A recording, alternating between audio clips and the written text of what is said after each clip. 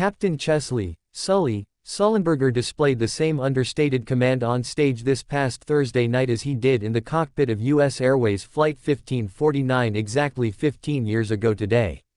Subscribe my channel for more update. One of the things Jeff Skiles, co-pilot, and I realized early on is that this event, happening in the daylight and in the internet age and over New York City, was going to get noticed, Sullenberger said with comic deadpan. The hero pilot's understatement drew laughs from hundreds of guests at the Paley Center for Media in Midtown Manhattan. Cool in the cockpit and cooler on stage, quipped broadcaster Kate Bolduin, who moderated the panel. Miracle on the Hudson, how Sully and Flight 1549 inspired a nation. Sullenberger headlined the event, joined by Skiles, former NBC broadcaster Katie Couric, several survivors and Dr. Hilda Roque, who treated the survivors in the immediate aftermath of their brush with death. Sullenberger and Skiles splash landed their Airbus A320 into the Hudson River on the frigid January day, just 4 minutes after it departed from LaGuardia Airport. The plane lost power in both engines when it struck a flock of birds almost immediately after takeoff. This event, happening in the daylight and in the internet age and over New York City, was going to get noticed. All 155 passengers and crew members on board miraculously survived the forced landing. Sullenberger almost instantly became, and remains to this day, an American folk hero. The stunning story of survival against the odds gripped the nation as a bright light in an era of turmoil.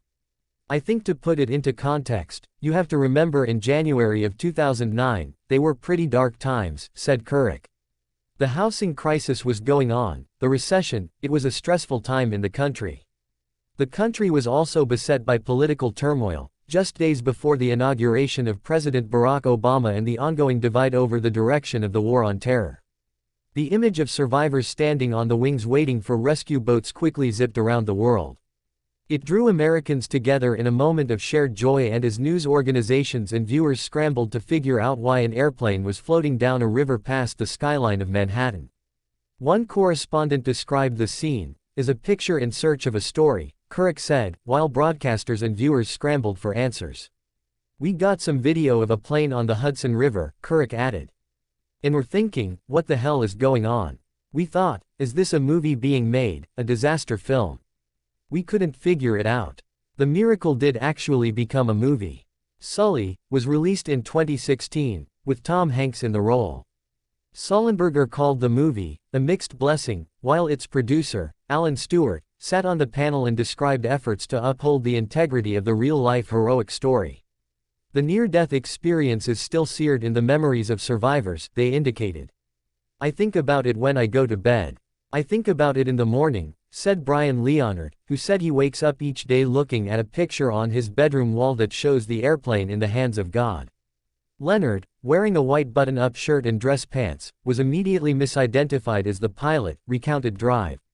Hilda Roque, in the confusion that followed the incident.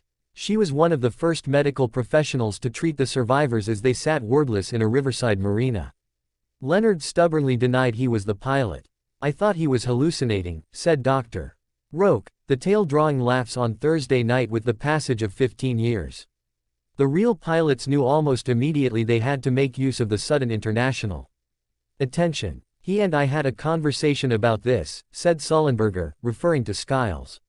We decided that we had an obligation to use this bully pulpit that we were given by circumstance for good in every way we could and for as long as we could. After every accident, and this was an accident, we learn from it.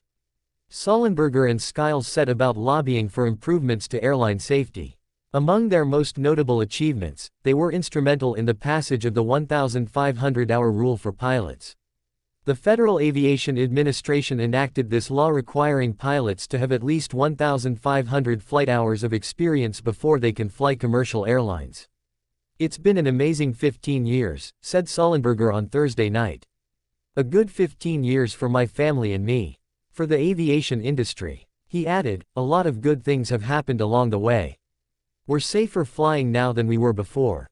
After every accident, and this was an accident, we learn from it.